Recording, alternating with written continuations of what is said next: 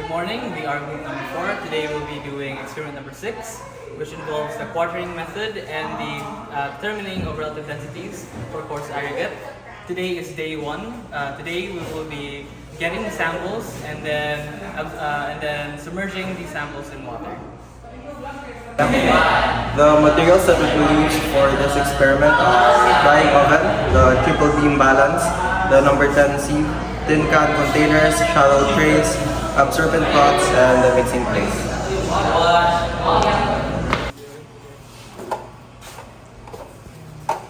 So good morning everyone. First we have to check the weight of these tin cans and then check its dimensions.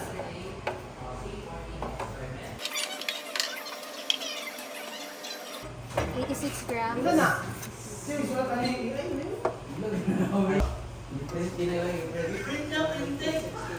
So for this it is 85 grams.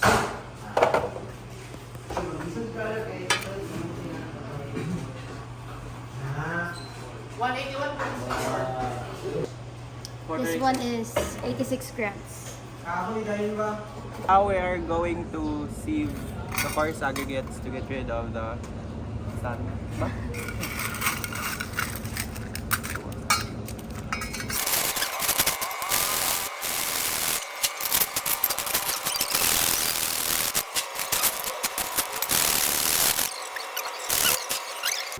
We have to gather the aggregates in different locations.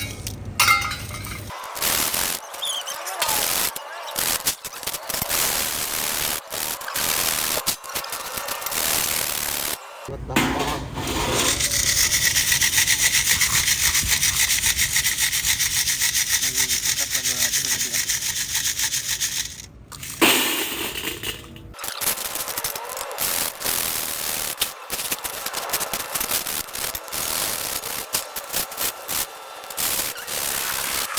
Now we will be doing the quartering method, first by mixing samples.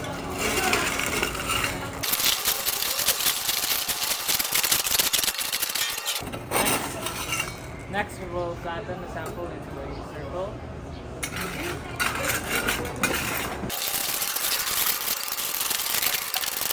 Split the sample into 4.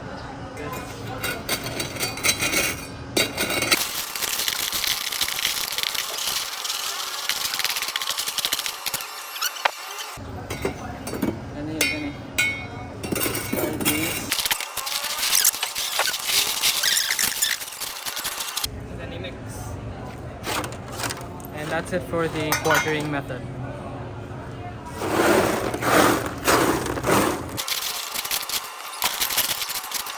Now we will get 3 samples by putting the sample into 3 different tin cans.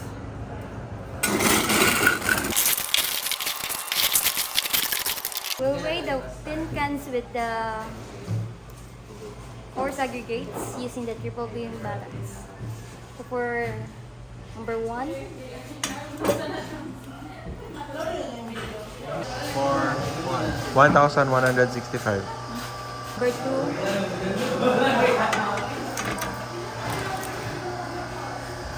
1,188 grams. And 244 grams for the third tin can. 1,244 grams. Next, we'll wash the fine aggregates here in the 4 na ko. Yeah.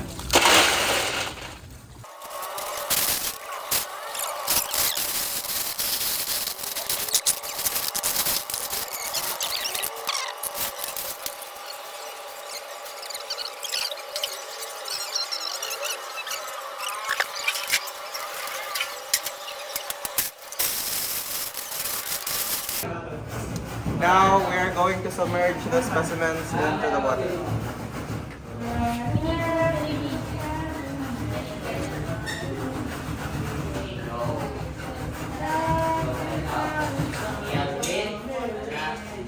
Wow, grabe ka straight bike. Please, mobile na ako. Dok na kayo, pag-post na. Pag-post na. Ayan na. Yep. Go. So the time now is 10:08. We'll be back tomorrow after 24 hours to check on the samples. Today is day 2, and now we will be determining the weight in water of the samples.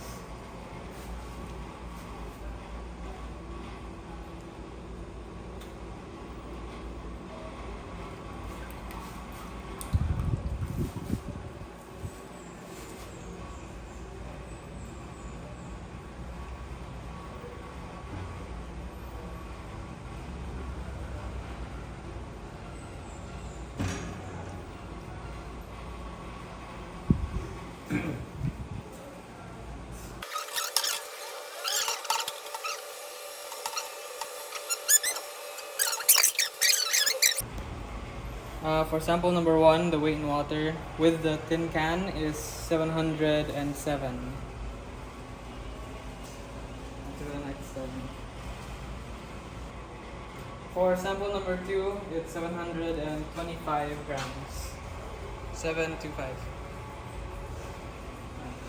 The third sample weighs 746 grams. 746. For shallow tray number 1, this is 322 grams. For shallow tray number 2, this is 264 grams. For shallow tray number 3, this is 336 grams.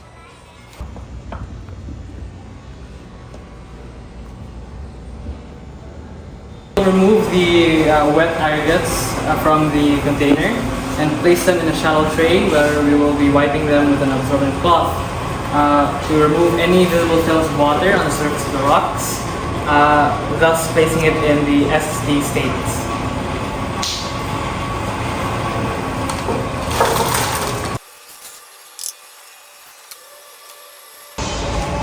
For sample number 1, in the SSD state, the mass will be with the shallow tray is 1,417 grams. That's 1417. For sample number 2 in the shallow tray, the weight is 1,381 grams. 1381. For sample number 3 in the shallow tray, it weighs 1,483. 1483. Just to measure the tin cans in water alone.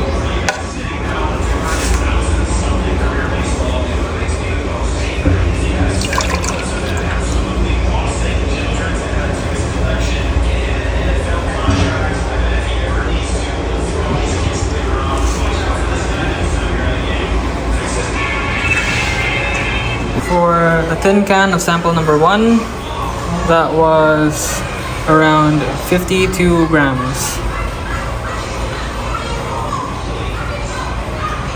For tin can number 2, sample number 2, the weight is 59 grams, 59.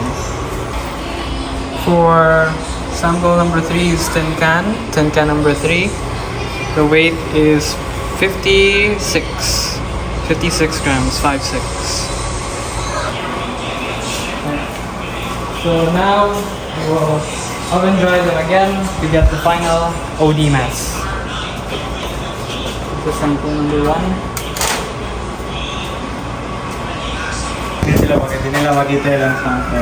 Sample number 1, sample number 2, sample number 3.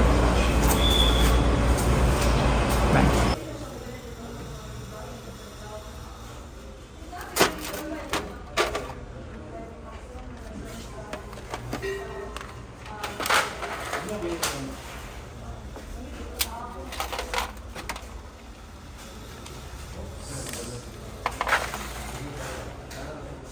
This is for